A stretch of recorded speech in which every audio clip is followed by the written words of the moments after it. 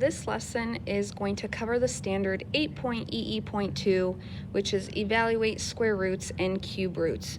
So if you were in class, we went over this lesson, but what I'm going to do with all of these is I'm going to go ahead and record the notes so you have those notes when you want to look back on it or review. Okay, so every day we have a standard and we have an essential statement. Our statement is, I can take the square root and cube root of a number. So first thing we need to know, what is squaring a number? Squaring a number is taking, let's take a number 2, and if we square it, 2 times 2 is 4, okay? So, taking the square root is actually the opposite of squaring a number, and that is finding the square root. So again, right here, if you have a number 2 and you square it, 2 squared equals 2 times 2, which is 4. The opposite of squaring a number is taking the square root. So if you take the square root of 4, you get 2. It's a cycle, okay? It's a cycle. Now, it's the same thing as adding and subtracting our opposites, multiplying and dividing our opposites. Now, squaring and taking the root are also opposites.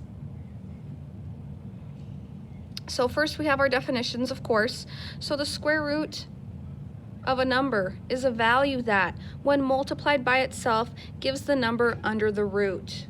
Okay, I know that's could be a little confusing. Pretty much it means find a number that you can multiply by itself to give you the number under the root, and that's your answer. The symbol that we use for square roots is this symbol right here that you can find in any of your phones or calculator or anything like that. This is the symbol that we use for taking the square root. So let's do a couple examples, okay? If you're taking the square root of 25, what number times itself equals 25? Well, 5 times 5 equals 25. So the square root of 25 is 5.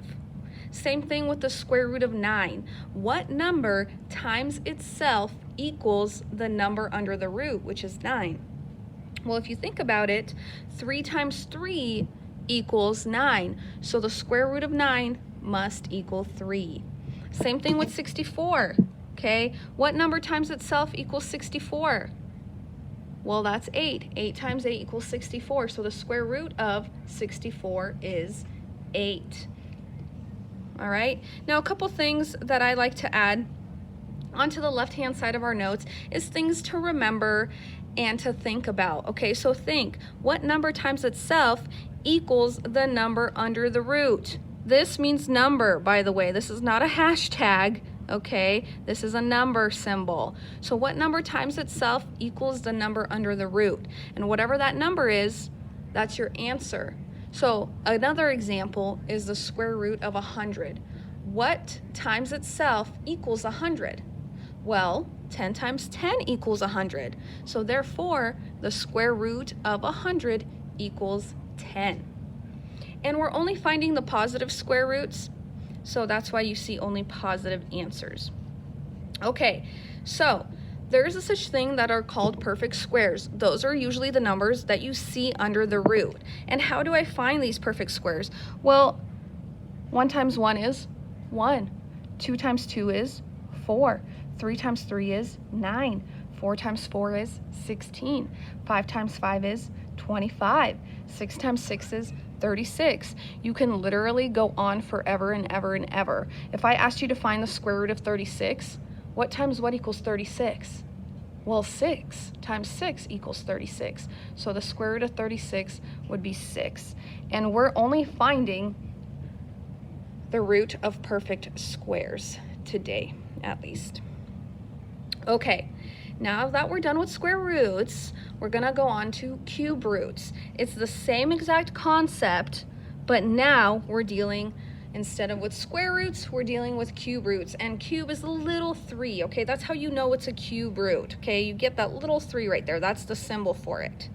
And the definition for cube roots, a cube root of a number is a value that, when multiplied by itself 3 times, gives the number under the root. So it's not twice, like a square root, it's 3 times. And that's how you know with this little 3 that you need to find a number multiplied by itself 3 times to get the number under the root. So again, for example,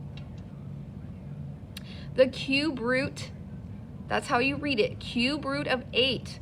What times what times what 3 times equals 8?